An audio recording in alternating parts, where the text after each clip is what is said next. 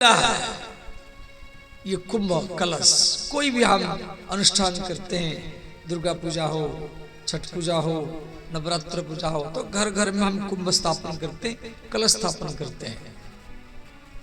सरस्वती पूजा हो, गणेश पूजा हो, तो सरस्वती पूजा में जो कुंभ स्थापन करते हैं वो कुंभ ही सरस्वती है। दुर्गा पूजा में जो घर घर में कुंभ स्थापन करते हैं कलश, वो कुंभ ही दुर्गा मैया है। छठ पूजा में जो कुंभ स्थापन करते हैं घर घर में या विवाह मंडप में, शादी में, हर जगह में, पिंडदान में, तो इस और ये कुंभ मेला इतना बड़ा मेला किसी धर्म में नहीं है। बौद्ध धर्म है, ईसाई धर्म है, यहूदी है, बौद्ध धर्म है, जैन धर्म है, परंतु इतना भीड़ और एक नया इतिहास। तो कुंभ माने कलश, तो वेदों में कहा गया कलशस्य मुखे विष्णु। कलश के मुख में जहां पर आप नारियल रखे, आम का पत्ता रखे, ये कलश का मुख है, तो वहां पर भगवान विष्णु का निवास है। कंठे रुद्र समाश्रिता। कलश के कंठ भाग में, माने यहां ध्यान देना, क्यों आप कलश यात्रा में घूमे हैं तो आपको तो भी जानकार होना चाहिए ना, कलश उठाने का क्या प्रभाव है, क्या महिमा है। तो कलश के कंठ भाग में यहां पर भगवान महादेव रहते हैं और कलश के मूल भाग में नीचे वहां पर ब्रह्मा जी रहते हैं। समझ गए? मुख में विष्णु, कंठ में महादेव और नीचे ब्रह्मा, तीनों भगवान माने कलश में आ गए। अलग अलग पूजा करना, अलग अलग मूर्ति कोई जरूरत नहीं है, वो भी करे अच्छा है। और क्या क्या देवता, ध्यान देना। कुक्खौच सागर सप्तदीप वसुंधरा। और कलश के जो मध्य भाग में बीच का हिस्सा में सर्व मातृगणा स्मृता।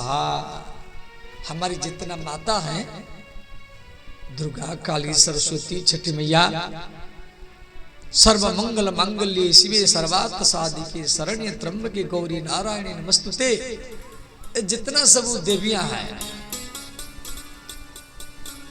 ये कलश के जो बीच का हिस्सा उसमें रहते हैं, जो पेट वाला हिस्सा। समझ गए? ध्यान देना। मुख में विष्णु, कंठ में महादेव, नीचे मूल के हिस्सा में ब्रह्मा जी, और कलश के जो पेट वाला हिस्सा, इसमें सब माता लोग रहती है। काली हो, राधा हो, दुर्गा हो, सरस्वती हो, दुर्गा, क्षमा, शिवा, धात्री, स्वाहा, स्वधा, जितना सब देवियां हैं, छठी मैया है, ये सब विषहरी मैया है, ये कलश के जो बिचला हिस्सा में रहते हैं। और उसके बाद कलश के गर्भ में 7 दीप है। सप्तदीप वसुंधरा सप्त सागर। सप्त सागर माने 7 समुद्र है। दूध का समुद्र, दही का समुद्र, घी का समुद्र, मीठा समुद्र, नमकीन का समुद्र, ये जितना 7 समुद्र, मदिरा का भी समुद्र है। और ये कलश के गर्भ में, और सप्तदीप, 7 दीप। जो हमारे 7 दीप क्या है? जम्बू, प्लक्ष, सालमली, क्रोश, क्रोध, सागर, पुष्कर। ये कलश के गर्भ में रहते हैं। और ऋग्वेद, यजुर्वेद, सामवेद, अथर्वण, ये चारों वेद भी रहते कलश के गर्भ में। ऋग्वेद, यजुर्वेद, सामवेद, अथर्ववेद। देखो, ये सारा ब्रह्मांड ही कलश है। और 7 नदियां गंगे यमुना चैव गोदावरी सरस्वती नर्मदा सिंधु कावेरी जले अस्मिन् सन्निधिं कुरु। हमारी जो 7 गंगा है, नर्मदा गंगा, ये कहाँ है? न मध्य प्रदेश में है। ये नर्मदा गंगा छत्तीसगढ़ मध्य प्रदेश से बहती हुई जबलपुर देकर की और गुजरात में कच्छ सागर में, ये पाकिस्तान के बॉर्डर में अरब सागर में मिलती है। उल्टा बहती है। हर सब गंगा हिमालय से समुद्र की ओर बहती है और ये नदी भारत के बीच हिस्सा से उल्टा पाकिस्तान की ओर जाती है। नर्मदा नदी ये शिव जी की बेटी है नर्मदा, इसका शादी नहीं हुआ है, इसीलिए नर्मदेश्वर महादेव वहां पर ओंकारनाथ ज्योतिर्लिंग है नर्मदा के किनारे में। तो नर्मदे और गंगा, गंगा तो आपके बिहार में ही है। भगवती गंगा गंगोत्री से लेकर की और देवप्रयाग रुद्रप्रयाग देख करके हरिद्वार, फिर ऋषिकेश, फिर उत्तर प्रदेश के कानपुर जिला, फिर उसके बाद में प्रयागराज, फिर विंध्यवासिनी, फिर काशी, काशी के बाद में आरा बक्सर जिला है आपके बिहार में पड़ता है। फिर भागलपुर में, ये पटना में आती है। पटना के बाद में हाजीपुर देख करके और वो भगवती गंगा पूरा बेगूसराय जिला, खगड़िया जिला, भागलपुर जिला, सुल्तानगंज, उधर कटिहार जिला देकर की और बांग्लादेश देकर की और कलकत्ता में 2 भाग हो जाती है, भगीरथी नदी और हुगली नदी। फिर वहां पर जाकर के समुद्र मिलती है। परंतु गंगा का ज्यादा बिहार में है, क्यों? उधर से वाराणसी, बनारस के बाद में गंगा पूरा बिहार में ही है।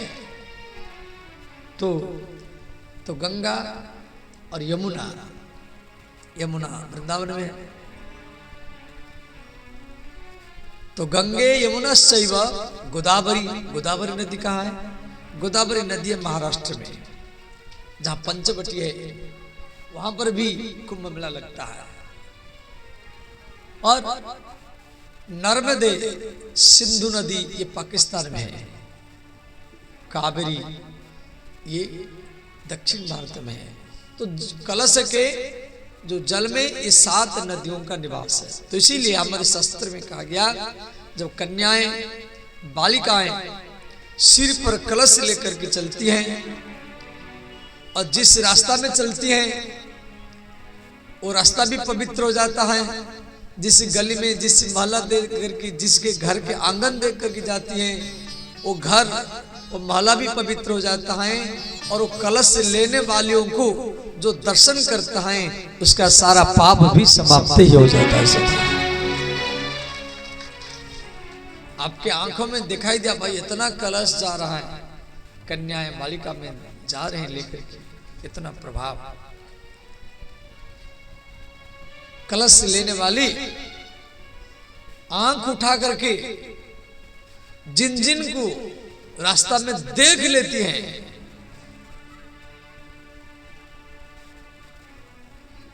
और उनके सारा पापों का समन हो जाता है सीता। और उनके पैर की लात,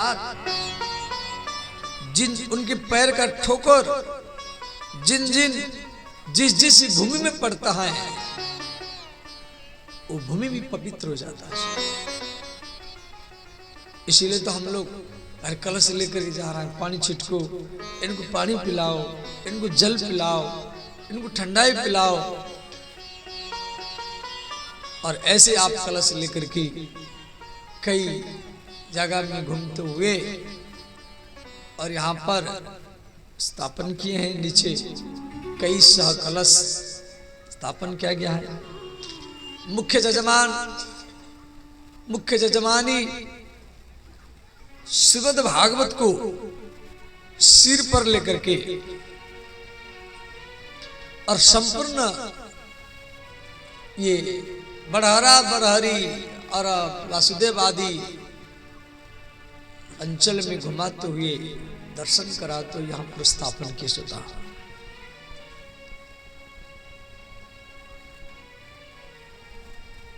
भागवत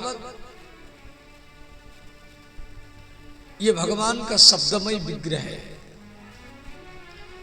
तेनयं मामयि मूर्ति साक्षात् वर्तते हरे सेवनात् पठनात् दर्शनात् श्रवणात् पापनाशिनी। श्रीमद् भागवत आप डेली पढ़ो। यदि पढ़ नहीं सकते तो कम से कम, ऐसे तो भागवत हर घर में होना चाहिए, उसका डेली 12 अध्याय पाठ करना चाहिए। नहीं तो 1 अध्याय पाठ करो, 1 अध्याय नहीं तो 1 श्लोक पाठ करो, 1 श्लोक नहीं तो आधा श्लोक पाठ करो। कोई बोलेगा बाबा आधा श्लोक भी हम पाठ नहीं कर सकते, तो ब्याज लेके बिल्कुल पढ़ो मत। एक काम करो, किसी गीता प्रेस की दुकान से एक भागवत या हो, रामायण हो या गीता हो, घर में ला करके सिर्फ रखो, बस सिर्फ रखो और 24 घंटा में एक बार दर्शन कर लो, भागवत का दर्शन कर लो। पढ़े तो अच्छा है, नहीं पढ़े तो सिर्फ दर्शन कर लो। दर्शनात् पाप नाशनी, सारा पाप ही समाप्त हो जाते हैं केवल दर्शन करने से। और ऐसे हम लोग मुख्य जजमान सिर पर भागवत रख करके,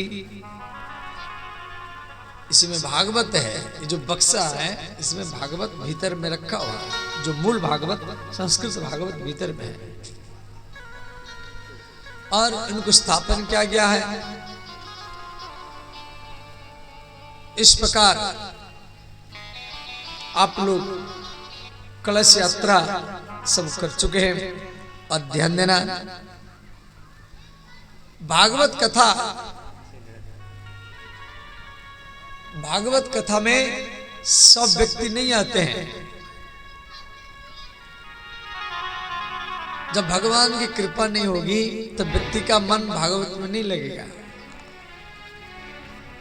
जिसको हम लोग चुन चुन करके, जिसको हम लोग को चुन चुन करके वोट देते हैं, वो एमएलए या एमपी बन करके पटना में या दिल्ली में बैठता है, और स्वयं भगवान जिसको चुन चुन करके वोट देते हैं वो भागवत मां करके बैठता सका। तो रामचरितमानस में एक पंक्ति भी है और आप सबको याद ही होगा,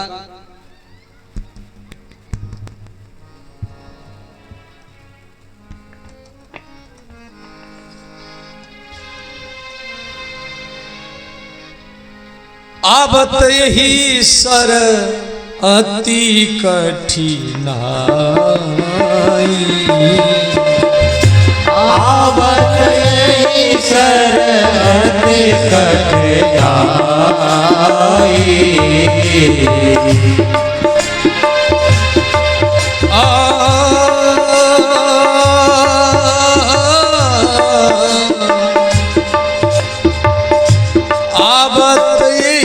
सर अति कठिनाई, आवत यही सर अति कठिनाई।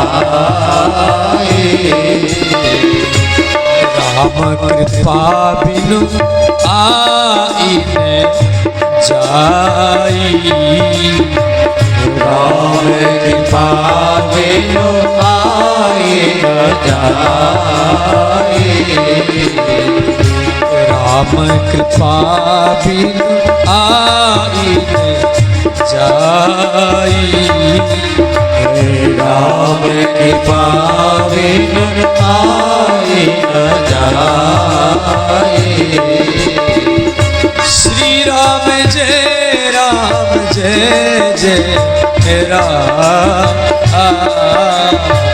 श्री राम जय जय राम। राम जय राम जय जय राम। श्री राम जय राम जय जय राम। सब गाइए, भाव से गाइए, हर हर महादेव।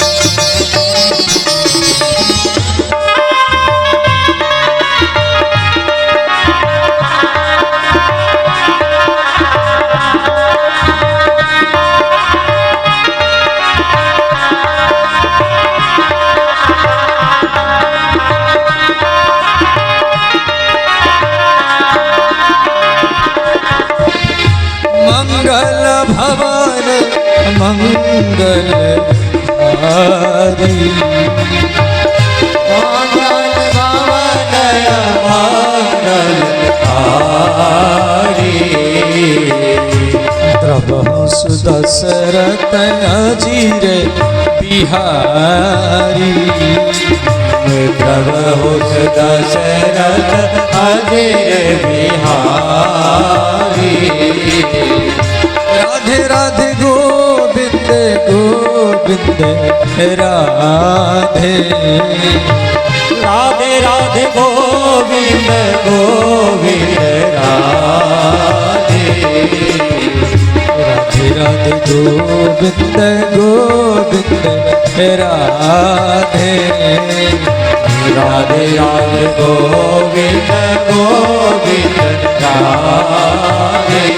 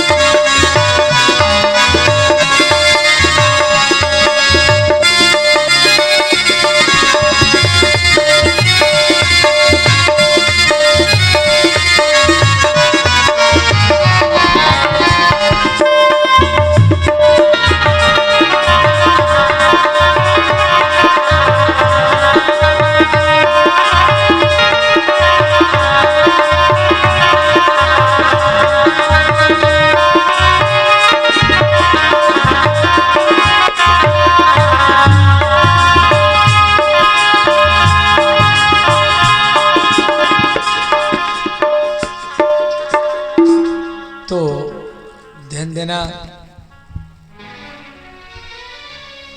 तो भगवान आवत यही सर अति कठिनाई। सर मने ये भागवत का पंडाल, यहाँ पर आना बड़ा कठिन है।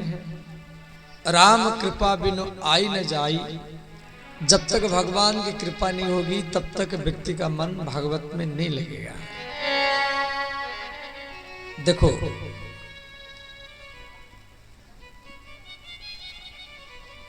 श्रीमद् भागवत कहां कहां नहीं होती हैं इसी श्लोक में दिया गया है। किस किस जगह में भागवत कथा नहीं होता है, ध्यान देना। स्वर्गीय सत्येति कैलासे वैकुंठे नास्तयं रसः।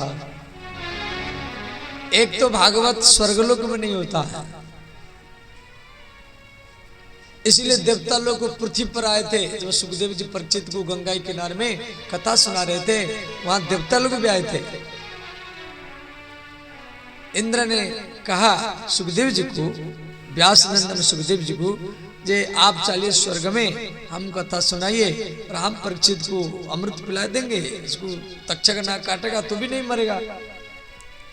सुखदेव जी मना कर दिए, बोले नहीं नहीं, हम स्वर्ग में नहीं जाएंगे, सुनना है तो यहीं बैठो, स्वर्ग में हम नहीं जाएंगे। स्वर्गी सत्य च कैलास, सत्यलोक माने ब्रह्मलोक, ब्रह्मलोक में भी भागवत कथा नहीं होती है और कैलाश में भी नहीं होता है। भगवान महादेव पार्वती को बोले, देवी मैं कैलाश में आपको सब कथा सुना सकता हूं, परंतु भागवत में नहीं सुना सकता हूं। भागवत के लिए आपको भारत में अमरनाथ गुफा में जाना पड़ेगा। तो भगवान कैलाश है चाइना में, पहले तो भारत में था, वो चाइना में। अब भगवान शिव वहां से अमरनाथ गुफा जम्मू कश्मीर में आए, इसलिए शिव जी के नाम पड़ा अमरनाथ। बोले श्री अमरनाथ भगवान की जय। माने जो अमर कथा भगवान महादेव पार्वती को अमरनाथ गुफा में सुनाए थे, और वही कथा को सुखदेव जी परीक्षित को गंगा किनारे में सुनाए हैं, और वही कथा को नैमिषारण्य में सूत जी महाराज 28,000 ऋषि मुनियों को सुनाए हैं, और वही कथा को इसी बड़हरा बड़हरी और वासुदेव के संगम स्थल में और आप और हम बैठ करके ही चर्चा करके सुनो। तो ध्यान देना। तो भागवत कथा एक तो स्वर्गलोक में नहीं होता है, दूसरे में कैलाश में नहीं होती है, और तीसरे में वैकुंठ लोक में भी नहीं होता है। प्रमाण क्या है जब वैकुंठ में कथा नहीं होती? बोली, जब भगवान राम अयोध्या को छोड़ करके जा रहे थे, तो अयोध्या के सारा समाज राम जी के साथ में गए थे। पुरुष हो, स्त्री हो, बंदर हो, कुत्ते हो, पशु पक्षी, सब राम जी के साथ में गए वैकुंठ धाम, साकेत वैकुंठ लोक। परंतु हनुमान जी नहीं गए थे। हनुमान जी क्यों नहीं गए? राम जी बोले, हनुमान मैं जा रहा हूं वैकुंठ लोक, सब लोग मेरे साथ जा रहे हैं, आप चलो। हनुमान जी के प्रश्न किए थे, बोले भगवान मेरे के प्रश्न है क्या? वैकुंठ में आपका भागवत कथा, राम कथा, शिव कथा ये सब होता कि नहीं होता है? वह राम धुन हरे राम हरे कृष्ण होता कि नहीं होता है? राम जी बोले वहां नहीं होता है, वहां तो केवल मेरा दर्शन होगा, वहां काम क्रोध लोभ ये सब नहीं है, वहां सूर्य नहीं है, चंद्रा नहीं है, चंद्रमा नहीं है, और भूख प्यास नहीं है, और वहां आनंद है। परंतु मेरी कथा, मेरे कीर्तन वहां नहीं होता है। तो हनुमान जी बोले, यदि वहां आपकी कथा नहीं होती है, आपका हरे राम हरे कृष्ण नाम सुनने के लिए नहीं मिलता है, तो हम वहां जाके क्या करेंगे? भगवान आप मुझे पृथ्वी पर रहने दीजिए। तो भगवान राम क्या किए, अयोध्या के राम जन्मभूमि के आगे हनुमान गढ़ी है, जो गए होंगे देखे होंगे हनुमान गढ़ी। तो भगवान राम हनुमान को वहीं पर बैठा दिए, बोले हनुमान, और सोने के मुकुट पहरा दिए, बोले हनुमान मैं तो जा रहा हूं, और जहां जहां मेरी कथा होगी, जहां जहां मेरी कीर्तन होगा, और आप वहीं रहना। यत्र यत्र रघुनाथ कीर्तनम, यत्र यत्र रघुनाथ कीर्तनम, तत्र तत्र कृतमस्तका अंजलि, बाष्पवारि परिपूर्ण लोचनो, मारुतिम नमत राक्षस अंतकम। इस श्लोक का अर्थ है, जहां जहां यत्र यत्र रघुनाथ कीर्तनम, जहां जहां भगवान की कथा होती है, रघुनाथ माने भगवान, तत्र तत्र, तत्र तत्र माने वहां वहां, तत्र ये संस्कृत शब्द है और हिंदी में वहां वहां। कृतमस्तकांजलि, हनुमान जी आकर कथा सुनते हैं। कैसे सुनते हैं? कृत, हाथ दोनों हाथ जोड़ करके, और मस्तकांजलि, अंजलि माने हाथ, दोनों हाथ माथे में लगा देते हैं ऐसे, और दोनों कोहनी छाती में लगता है, और ऐसे भाव से सुनते हैं। बाष्पवारि परिपूर्ण लोचनम, हनुमान जी इतना भाव से कथा सुनते हैं, सुनते सुनते उनकी आंखों से हरदम अश्रुपात होता है, कंठ रूंध जाता है। बाष्प, बारी, बारी माने पानी, बारी शब्द का अर्थ है पानी या जल। बाष्प बारी परिपूर्ण लोचनम, लोचनम शब्द का अर्थ है आंख, माने आंखों से हरदम पानी बहता रहता है। ऐसा जो हनुमान जी मारुति नमत राक्षस अंतकम, ऐसे हनुमान जी को हम प्रणाम कर रहे हैं। प्रमाण हनुमान चालीसा में आप सबको याद है,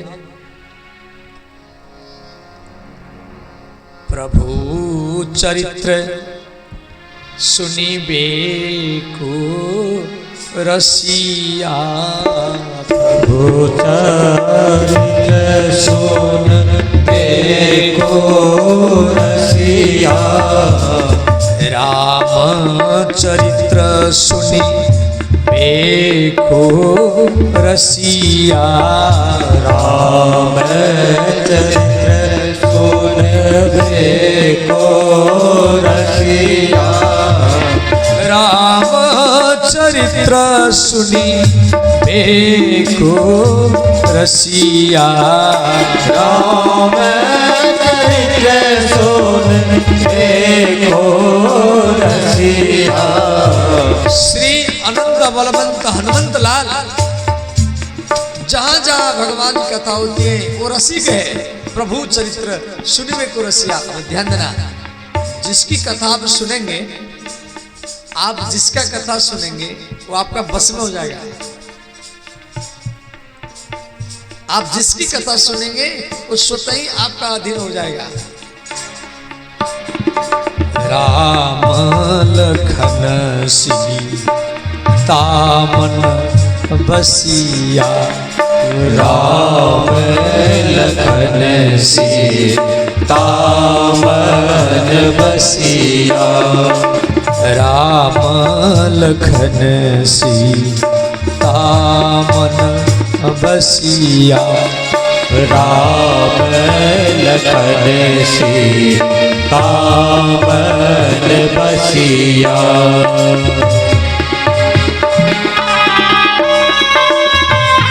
सब गाइए हर हर महादेव।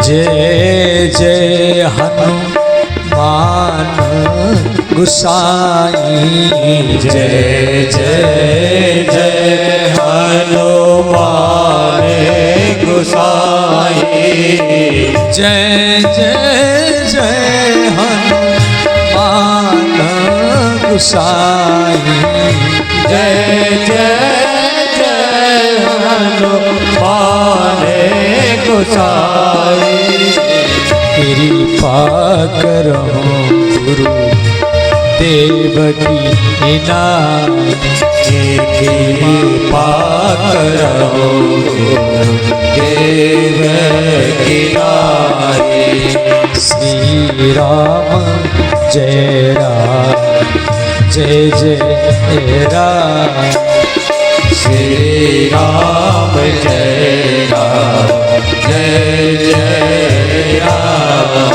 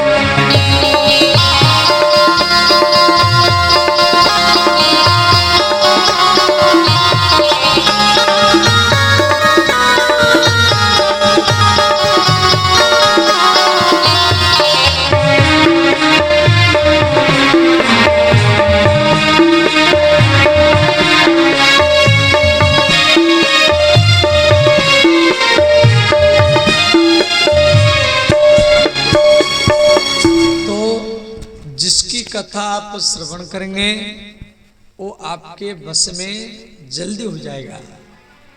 प्रभु चरित्र सुनिबे को रसिया राम लखन सीता मन बसिया। देखो आप जो कान में कथा सुन रहे हैं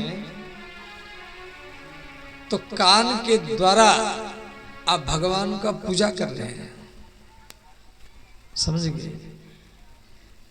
कथा मनोरंजन कार्यक्रम नहीं है, जैसे कोई नाचने वाला को बुला करके यहाँ मंच में नचाया, ये इस टाइप का कार्यक्रम नहीं है, ये आत्मरंजन कार्यक्रम है। तो जैसे आप मंदिर में जाके पूजा करते हैं, फूल अगरबत्ती चढ़ाते हैं, ये है सामान्य पूजा, ये है सामान्य पूजा। विशेष पूजा क्या है? जो कान में आप भगवान की कथा सुन रहे हैं, माने कान के द्वारा भगवान का पूजा कर रहे हैं। मैं बोल रहा हूं वाणी गुणानुकथने, वाणी माने मुख, मैं जो बोल रहा हूं माने मैं मुख के द्वारा भगवान का पूजा कर रहा हूं। वाणी गुणानुकथने श्रवणम कथायाम, श्रवण माने दोनों कान, आप कान में कथा सुन रहे हैं तो भगवान के द्वारा पूजा कर रहे हैं। और आंख का पूजा क्या है? आंख का पूजा है जब भागवत प्रेमियों को दर्शन करना। आप जो यहाँ आए हैं, आपका दर्शन करना ये आंख का पूजा है। और चरण का पूजा क्या है? चरण का पूजा है आप जो बड़हरा से, बड़हरी से या वासुदेवपुर से घर के काम धंधा को छोड़ करके, भोजन को छोड़ करके, टीवी मोबाइल को छोड़ करके, पत्नी को छोड़ करके, पति को छोड़ करके, और आप पैदल में चल करके यहां तक आए,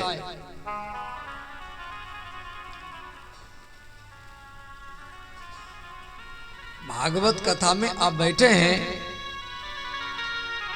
तो सारा घर के काम धंधा, भोजन, टीवी, मोबाइल आदि छोड़ करके, दुकान बंद करके, पत्नी को, बच्चों को, माता पिता को छोड़ करके जो एक एक कदम आप भागवत पंडाल तक बढ़ाया है, और यही श्रद्धा आपको भगवान से ही मिला देगा सदा।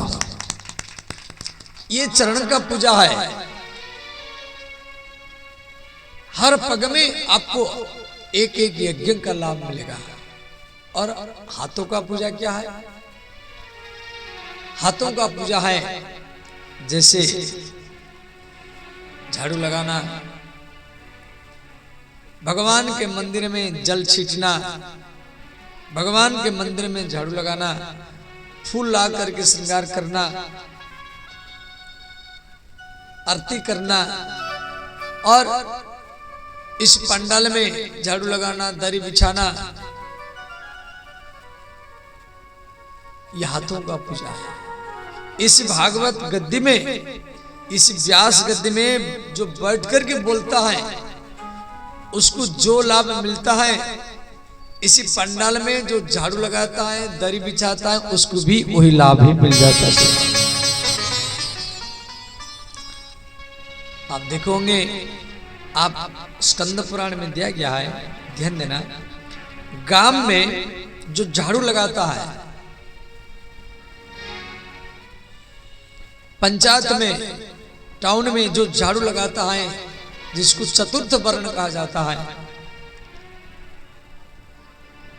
हम लोग को उनको छोटे नजर में देखते हैं, नहीं, हमारी स्कंद पुराण में प्रमाण है और ये ज्योतिष शास्त्र में भी दिया गया है। तो जो झाड़ू लगाता है